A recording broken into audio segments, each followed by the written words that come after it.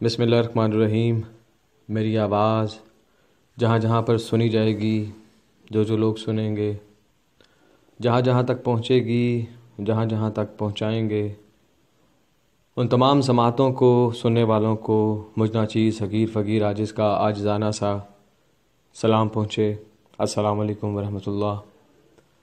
इस उम्मीद के साथ और यकीन के साथ आप और आपकी ज़ात से वाबस्ता रिश्ते अपने अपने मुकाम पर, अपनी अपनी शान के मुताबिक, अपनी अपनी तौफ़ीक के मुताबिक, अपने अपने एहसास के मुताबिक, अपने लिए और अपने जैसों के लिए दिल में सोज़, दुख, प्यार, मोहब्बत, एहसास का दीप जलाए हुए होंगे। और इस यकीन के साथ, इस मान के साथ, इस एहतराम के साथ कि जैसे मेरा दिल, मेरी धड़कन, मेरी सांसें आप सब के लिए दुआगो हैं, आपसे भी उम्मीद करता हूँ कि मुझ नाचीज़ को अपनी दुआओं में हमेशा याद रखिएगा।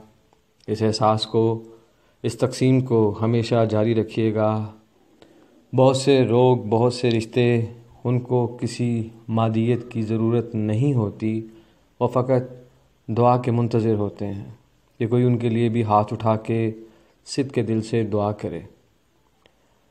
और तो और बहुत से मकामात हमारी ज़िंदगी में ऐसे भी आते हैं कि हम जाने अनजाने में वो सब कुछ भूल जाते हैं कि जो हमारी तरतीब हमारे अंदर शुरू से मौजूद होती है, हम उसको बिगाड़ देते हैं। दुख कहीं और से मिलता है, दर्द कहीं और से मिलता है, तकलीफ़ किसी और बात पर होती है, लेकिन हम उसको अपने वजूद पर इस तरह से तारी करते हैं कि उसके असरात हम पर तो आते ही हैं। हमारी ज़ात से वाबस्ता न जाने कितने लोग उस ज़द में आ जाते हैं। हम लड़ने से पहले लड़ाना सीख लेते हैं। हम आजिज़ाना तरीके से उस रब के आगे झुकने से पहले ख़ुद खुदा बन के लोगों को झुकाना सीख लेते हैं। हम अपनी कमज़ोरियों को दूर करने की बजाय लोगों की कमज़ोरियों को तलाश करना शुरू कर देते हैं। हम अपने जज्बों में मिलावट की मिक़दार कम करने की बजाय लोगों की बातों में, रवैयों में, अल्फाज में, किरदार में झूठ, फ़रेब, मकारी, अय्यारी तलाश करना शुरू कर देते हैं। हम क्यों भूल जाते हैं? हम क्यों याद नहीं रखते? क्यों कर हमारे साथ ही ऐसा होता है कि हमें अपना आप ही सबसे कमज़ोर, सबसे दुखी, सबसे मजबूर, सबसे लाचार, सबसे बेकार लगता है। हमें क्यों खौफ हर वक्त घेरे रखता है कि ना जाने कब, कहाँ, कैसे और किस हाल में ज़िंदगी अगला पड़ाव करेगी। हमारी तैयारी इसी दुनिया के गिर्द ही क्यों घूमती है? मैं मानता हूँ ज़रूरी है, ज़रूरतें हैं। मैं ये भी एतराफ़ करता हूँ कि हर वो शख्स जिसके साथ उसके रिश्ते जुड़े हैं, उसकी मजबूरियाँ ख़त्म नहीं हो सकती। मैं ये भी एतराफ़ करता हूँ कि जिस मुआशरे में हम रह रहे हैं, जहाँ पे हमने आँख खोली है, जिन प्यारों के साथ हमने चलना सीखा है, जिनके साथ मुआशरे वालों के नाम लेने सीखे हैं, कुछ ना कुछ वहाँ से भी कमी रह जाती है। मैं ये भी एतराफ़ करता हूँ कि बदकिस्मती से हम उस दौर से गुज़र रहे हैं कि जहाँ पर जिसको कोई जॉब नहीं मिलती वो टीचर बन जाता है। ये भी एक तलख़ हकीकत है कि जब कोई शख्स अपनी जेब से या किसी से कर्ज़ लेके किसी नौकरी को हासिल करेगा, वो किस तरह से इंसाफ करेगा? ये जो मेरिट की तस्बीह हर जगह पे पढ़ी जाती है, सुनाई जाती है, दिखाई जाती है, इसका हकीकत से ताल्लुक़ क्या है? कौन सा किस्मत, कौन सा नसीब और कौन सी ऐसी कुदरती आफत या फ़ैसला? हम अपनी चीज़ों को लोगों पे, फिर कुदरत पे इस तरह से थोप देते हैं कि जैसे हमसे ज़्यादा इनोसेंट इस दुनिया में कोई भी नहीं है। हम अपनी इस्लाह क्या करेंगे? हम कुछ भी नहीं कर सकते, क्योंकि हम अपने लिए नहीं जीते। हम अगर अपने लिए जिएं तो हमारी ख्वाहिशात दम तोड़ दें। ہماری طلب و ضرورت دم توڑ دے۔ ہم تو اپنی خواہشات کے تابع ہو کے جیتے ہیں، ہم اپنی ضروریات کے تابع ہو کے جیتے ہیں۔ ہمیں پھر آگے سے اساتذہ بھی ویسے ہی ملتے ہیں، ہمیں پھر آگے سے ہمارے جو ٹرینی ہیں، جو ہمیں ٹرین کرتے ہیں، جو ہمیں معاشرے میں چلنا سکھاتے ہیں، ان کی باتیں کس طرح سے ہم پہ اثر کریں گی۔ ہماری بنیاد، ہماری بیس جب غلط ہوگی تو ہم کسی کو کس طرح سے صحیح کہیں گے۔ اکثر و بیشتر دیکھا جاتا ہے کہ اگر میں اپنے بچوں سے پوچھوں یا کوئی اپنے بچوں سے پوچھے یا میرے والدین مجھ سے پوچھیں یا کسی کے والدین اس سے پوچھیں کہ آپ کا کوئی ایسا ٹیچر، استاد ایسا ہے کہ آپ جس سے ایسا ہونا چاہیں، ان کو سوچ کے جواب دینا پڑے گا۔ پہلے ایسا نہیں ہوتا تھا۔ پہلے ایک شہر سے دوسرے شہر تک چمکتے ہوئے ستاروں کی طرح یہ اساتذہ دکھائی دیتے تھے، ان کے نام سنائی دیتے تھے، ان کے بارے میں باتیں کی جاتی تھی، ان کے سمجھانے کے بارے میں، ان کے پڑھانے کے بارے میں، ان کی تصانیف کو۔ لیکن جب سے گائیڈ آئی اور گائیڈ کے ساتھ ساتھ آسانیاں آئیں، حل شدہ پیپرز آئے، اس کے بعد سے پھر سب کچھ بدلتا ہی چلا گیا۔ مجھے آج بھی یاد ہے، اللہ تعالیٰ کی ذات ان کو زندگی تندرستی دے،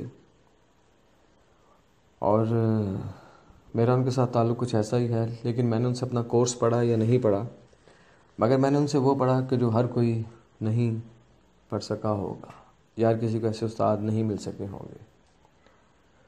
اور انہوں نے مجھے 90s میں، اب 95 تھا یا 7 تھا، آئی ایم ناٹ ایگزیکٹ، انہوں نے کہا یار کہ جب میں جاپان سے واپس آیا تو میں نے یہاں پر آ کے لوگوں کو ایک بات بتائی تو کسی نے میری بات پر یقین نہیں کیا۔ ہر کسی نے کہا دکھاؤ دکھاؤ تب یقین کریں گے۔ وہاں پر ایک جاپانی انسان تھا، شخص تھا، اس نے اپنے گھر میں روبوٹ سسٹم سے ڈش واشر یا کوئی ایسی چیزیں رکھی ہوئی تھی جن کو وہ اپنی ماں کا بھی نام دیتا تھا، اپنا باپ بھی کہتا تھا۔ تو اس کے گھر کے سامنے ایک گزرتی ہوئی عورت گری، یا اس کے ساتھ کوئی سائیکل ٹکرائی، یا وہ خود کسی چیز کے ساتھ ٹکرائی، آئی ایم ناٹ ایگزیکٹ۔ تو وہ جب گری، زخمی ہوئی، تو وہ اس کو لے کے اپنے یعنی کہ گود میں لے کے تو اوپر آ گیا، اس نے اس کو بینڈیج وغیرہ کی، کرنے کے بعد اس کو بٹھایا تو کہنے لگا کہ میں آپ کو ایک کافی بنا کے پلاتا ہوں۔ تو اس نے ایک بٹن کو آن کرتے ہوئے اس کو ماں کا نام دیا، ٹھیک ہے، پھر ایک اور بٹن جب آن کیا تو اس کو باپ کا نام دیا، پھر ایک اور چیز کیا تو اس کو بچوں کا نام دیا۔ اس عورت نے کہا کہ تم یہ نام لے کر انسانیت کی تذلیل کر رہے ہو، یہ انسانیت کی تذلیل کر رہے ہو، تمہیں یہ حق کس نے دیا کہ تم ان کے یہ نام رکھو؟ میں نے تمہارے گھر سے کچھ بھی نہیں پینا۔ تو وہ شخص کہے لگانے لگا زور زور سے، تو کہنے لگا ابھی تو آپ ان مشینوں پہ اس طرح سے کر رہی ہیں، جو آنے والی ڈیوائسز ہیں، ٹھیک ہے، لوگوں کی اولاد بھی وہ ہوگی، لوگوں کے ماں باپ بھی وہ ہوں گے، اور جن رشتوں کو، جس رشتے کی خاطر میں آپ کو نیچے سے اوپر تک لے کے آیا، شاید وہ بھی چیز آہستہ آہستہ دم توڑ دے۔ جو آنے والے دور کی جدت ہے، جس کو میں محسوس کرتا ہوں، جس کو میں دیکھ رہا ہوں، اور زندگی جس طرح سے سمارٹ ہو رہی ہے، یہ بات زیادہ دور نہیں ہے کہ وہ موبائل ہی ہمارا سب کچھ ہوگا۔ ہم اپنے ماں باپ سے زیادہ اس کو وقت دیں گے، اپنی اولاد سے زیادہ اس کو وقت دیں گے، ہم وقت ہی صرف اس کو دیں گے۔ تو پھر اماں جی، میری یہ دعا ہے کہ آپ کی وہاں تک عمر ہو اور آپ اس وقت کو دیکھیں۔ وہ کہنے لگا اس نے وہاں پہ کافی نہیں پی، اور وہ بڑبڑاتی ہوئی، لنگڑاتی ہوئی سیڑھیاں نیچے اتری ہے، اور میں نے ان کو اپنے ساتھ بٹھایا۔ اس عورت نے مجھے جب یہ باتیں بتائیں تو ایک لمحے کے لیے میں بھی لرز گیا، وہ بات میرے ذہن میں رہی، اور آج یہ میں بات تم کو بتا رہا ہوں۔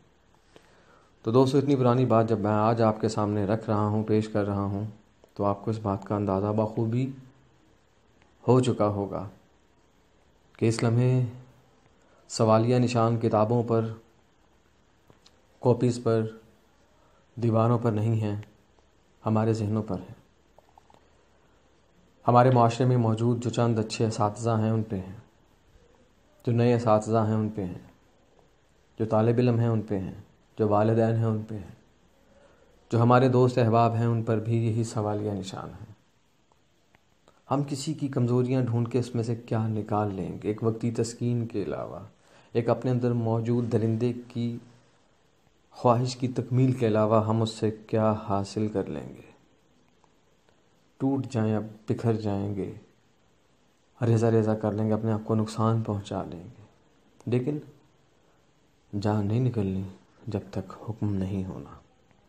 تو کیوں ہم اپنے اس حکم کو اتنا تکلیف دے کروا لیں کہ مقام عبرت پہ ہمارا نام بھی درج ہونے لگے؟ ہم کیوں نہ اپنے لیے ان آسانیوں کی، ان آسائشوں کی، ان بہترین فیصلوں کی دعا کریں کہ جن کی پوچھ نہ اس دنیا میں ہو نہ آخرت میں ہو؟ ہم کیوں نہ اپنے آپ کو اس طرز سے، اس طریقہ سے سنوارنے کی کوشش کریں کہ جو ہماری ذات سے جڑے رشتے ہیں ہم ان کے لیے ایک ایسی شمع بن کے روشن ہوں کہ وہ خود بخود اس کی روشنی کو اپنی روح تک اتار لیں۔ دوستو، یہ باتیں کہنی بہت آسان ہیں۔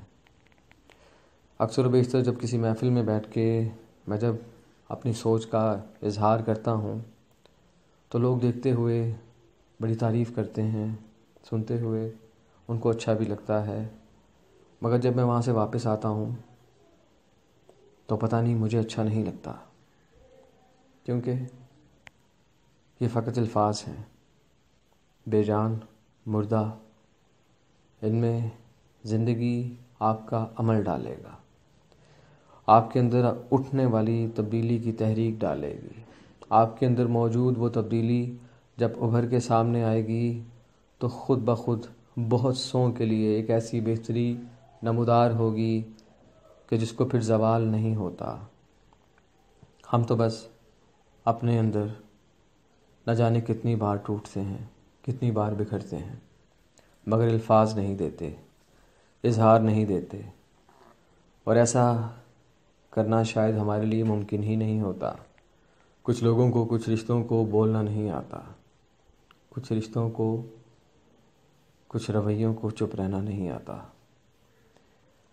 ہم اپنی ترتیب سے بھٹکے ہوئے ہیں، اپنے مقام سے بہت دور ہیں، اپنی سوچ کے استعمال کے طریقے کو بھول چکے ہیں، اپنے مثبت رویوں کو کھوکھلا کر چکے ہیں، ہم نیگیٹو ہوتے چلے جا رہے ہیں، اور یہ معاشرہ اس میں ہماری تربیت بخوبی سر انجام دے رہا ہے، جس میں سوشل میڈیا بھی ہے، جس میں پرنٹ میڈیا بھی ہے، جس میں الیکٹرانک میڈیا بھی ہے، سب کچھ ہے۔ تو کیا اب یہ لوگ ہماری اس سوچ کو بھی بدلنا چاہتے ہیں کہ جس میں کسی کو پھول اچھے لگتے ہیں، کسی کو کتابیں اچھی لگتی ہیں، کسی کو خزاں، کسی کو بہار، اسی طرح رنگوں میں بے شمار ایسے رنگ ہیں، تو کیا ہماری سوچ اور رویے کو ہم سے چھین لیا جائے گا؟ کیا ہماری پسند ناپسند اب کوئی اور طے کرے گا یا کر رہا ہے؟ اس بارے میں ضرور سوچیے گا۔ اور میری ایک گزارش ہمیشہ کی طرح دوستو، سب سے پہلے اپنے آپ سے پیار کریں، اپنی ذات کو سمجھیں، اس کو سمجھنے کے بعد اپنی سوچ، فکر انداز کو ترتیب میں لے کے آئیں۔ میں امید کرتا ہوں کہ آپ سوچیں گے ضرور۔ اپنی ذات سے وابستہ رشتوں کا بہت خیال رکھیے گا۔ آپ کو اور آپ کی ذات سے وابستہ رشتوں کو اللہ پاک کے سپرد کرتا ہوں، اس یقین کے ساتھ، مان کے ساتھ کہ ہر آنے والا لمحہ، دن آپ کے لیے، آپ کے پیاروں کے لیے بہت اچھا، بہت بہتر بن کے ابھرے، سامنے آئے، منظر پائے۔ آمین ثم آمین۔ دعاؤں میں یاد رکھیے گا، مجھے آپ کی دعاؤں کی اشد ضرورت ہے۔ آمین ثم آمین برحمتک یا ارحم الراحمین۔ بسم اللہ الرحمن الرحیم۔ میری آواز جہاں جہاں پر سنی جائے گی، جو لوگ سنیں گے